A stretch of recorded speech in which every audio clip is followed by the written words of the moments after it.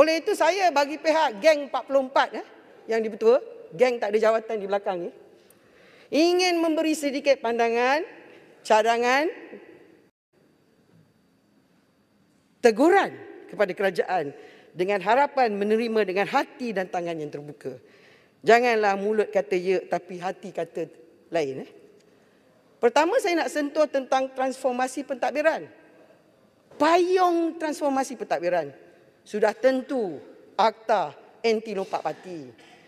Sebenarnya Yang Berhormat Tuan Yang Di-Pertua, saya telah memasukkan rang undang-undang peribadi, Private Members Bill, iaitu yang dipanggil Pemecatan Ahli Parlimen 2021. Transformasi pentadbiran yang dicadangkan oleh kerajaan dengan wujudnya rang undang-undang Akta Lompat Parti wajib dan wajar dilakukan secepat mungkin.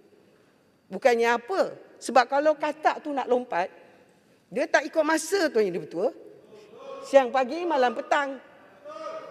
Itu sebabnya saya nak bagi sedikit pantun pada semua katak-katak yang lompat.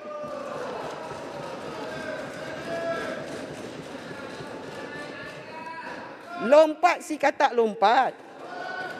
Lompat di dalam perigi. Lompat jangan tak lompat. Nanti tak sempat menjadi. Itu sebabnya Tuan Yang Di-Pertua, atas konsep demokrasi, kita kena wujudkan Akta Lompat Parti. Pengerang boleh. Abang Mat, tunggu sekejap Abang Mat. 9 minit. Kejap je saya bagi balik. Tetapi lompat, Akta Lompat Parti ni bahaya dia satu saja. Dia lompat apa pun sebab, kerana dipecat, kerana digabungkan, kerana ialah bila dah tak suka dia pergilah. Mewujudkan satu mekanisme melalui rang undang-undang ini, Pemecatan Ahli Parlimen, supaya senarionya lebih terbuka dan diberikan kuasa kepada rakyat untuk menentukan sama ada nak ganti ke tak ganti kepada yang lompat itu.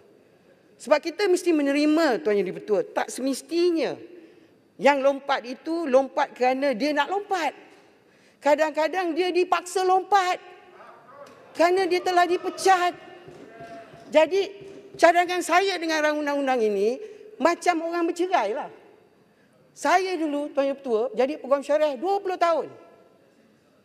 Abang Mat, peguam syariah Abang Mat. Yang Berhormat, boleh saya mencelah? Kejap dulu, kejap. Boleh saya mencelah Yang Berhormat? Kejap.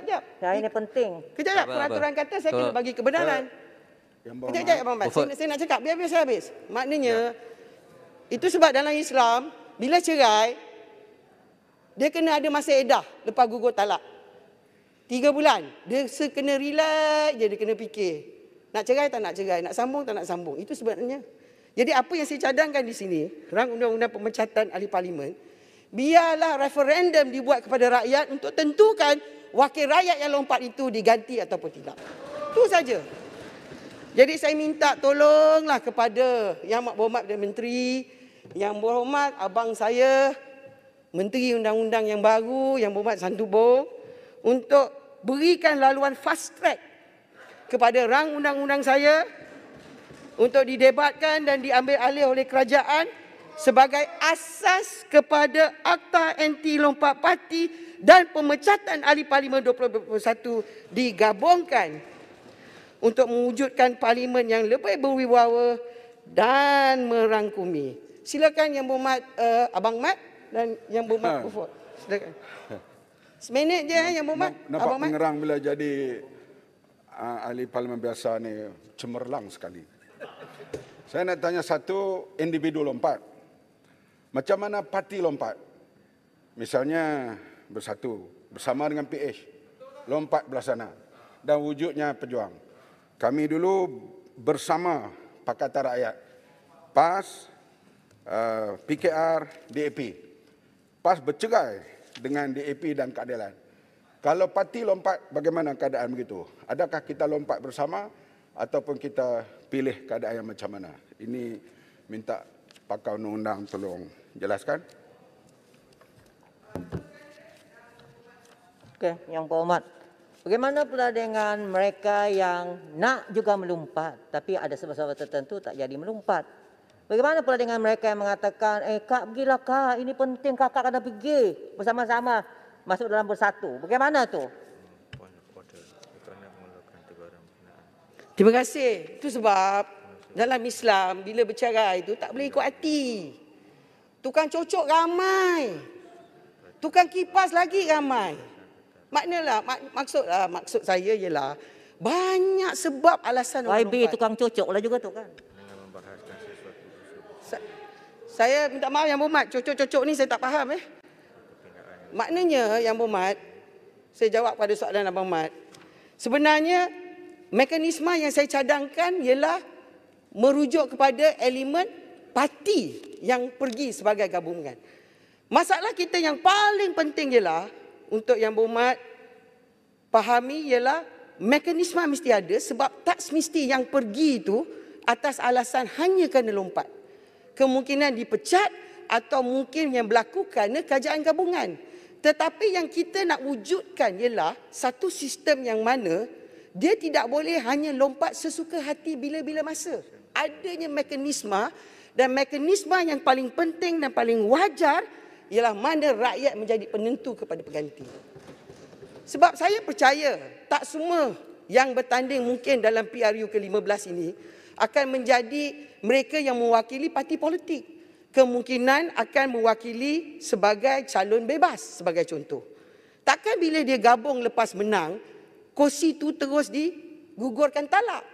Dia kenalah diberikan edah kepada yang mengundi. Kemungkinan dia masuk pada kerajaan yang disokong oleh pengundi. Jadi kita memberi kuasa kepada pihak Suruhanjaya Pilihan Raya untuk membuat referendum melalui petition daripada rakyat tersebut sama ada yang telah lompat kerusi itu terus gugurkan, diadakan pilihan raya kecil atau kita kekalkan mereka yang telah lompat. Lompatan ini tertakluk kepada sebab masing-masing, tetapi yang lebih penting ialah mewujudkan mekanisme supaya lompatan itu tidak hanya dia lompat dan terus hilang kerusi dan kemudian bukan saja menyusahkan rakyat tetapi juga menyusahkan kos kepada pihak SPR.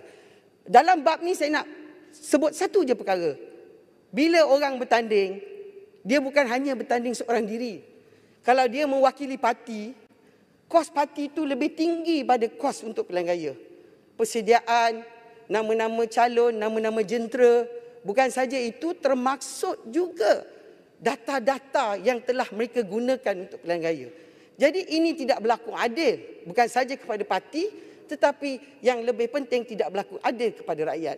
Akhir sekali saya nak tekan dalam bab ini, perkataan yang paling penting ialah kita mesti menekankan bahawa kalau mungkin ke pada masa depan pilihan raya kita mungkin pilihan raya kepada blok parti dan bukan individu. Terpulanglah pada kerajaan dan saya rasa MOU yang ditandatangani ini ialah platform yang terbaik untuk kerajaan mewujudkan pendekatan yang baru untuk pilihan raya pada PRU yang ke-15 akan datang. Merbuk nak mencelaskan